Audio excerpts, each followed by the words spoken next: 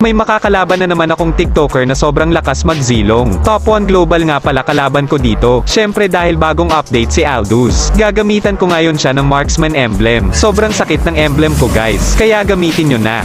By the way, wag nyo sanang kalimutan follow at share ang video na ito para ma-notice kita.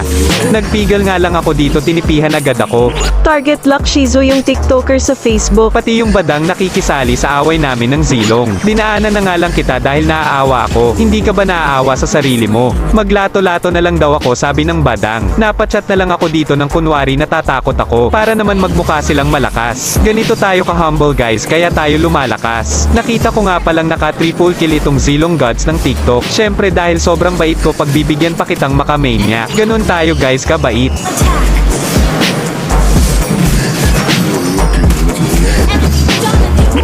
Sumuko na lang daw ako. Napapaligiran na daw ako ng mga zilong. Talagang ginawa na akong bonus round dito. 8 minutes na nga pala ang nakalipas pero nakaka 84 stacks pa lang ako dito. Talagang hindi ako pinapayagan maka late game ng bonus round na ito.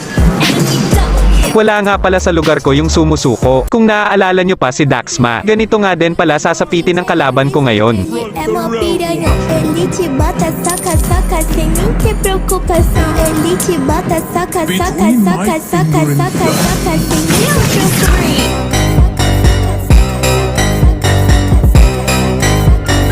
Balik tayo sa mga trash talkers na ito. At dahil pinaabot pa nila ako ng 100 stacks ay talagang makakatikim sa akin mga ito ng suntok kalimot.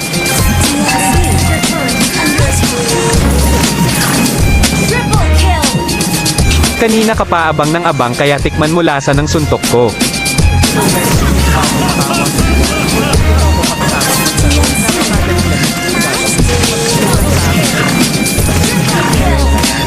Yung badang nyo pagod na, sa umpisa lang pala magaling, parang mga ex nyo. At dahil ginalit nyo si Shizo, target lock kayong lahat hanggang base.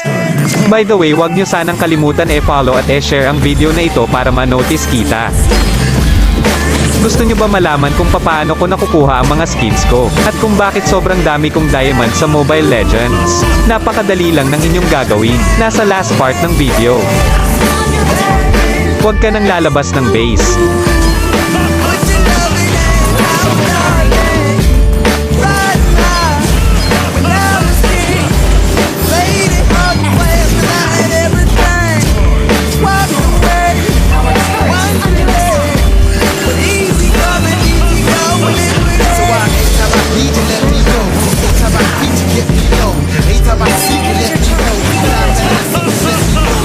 Guys, kung bago ka pa lang sa aking Facebook page, baka pwedeng pa-follow naman. Maraming salamat.